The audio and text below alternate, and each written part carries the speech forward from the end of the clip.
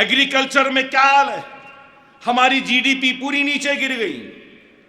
2018 के pre budget economic survey ने कहा कि क्लाइमेट चेंज की वजह से जो इनकम है किसानों की वो 25% नीचे आएगी।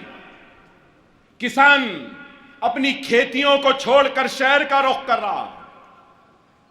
किसानों के खिलाफ कानून साजी, किसानों का एहतजाज, कानून को वापस लेना पड़ा। क्या है? अरे बताओ, एक कामयाबी बता दो मुझे। नाकाम नाकाम।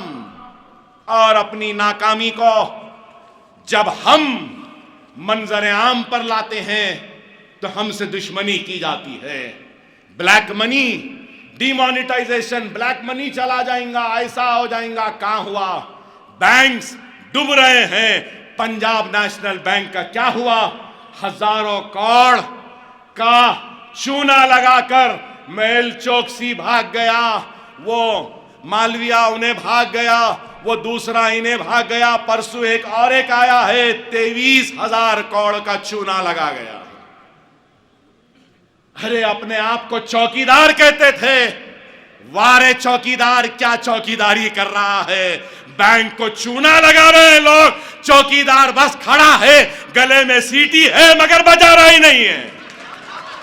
फिर देखे तो चौकीदार क्या चौकीदार है? गले में सीटी है, हाथ में डंडा है, लेकिन चाइना घुस रहा है, चौकीदार कुछ नहीं कर रहा।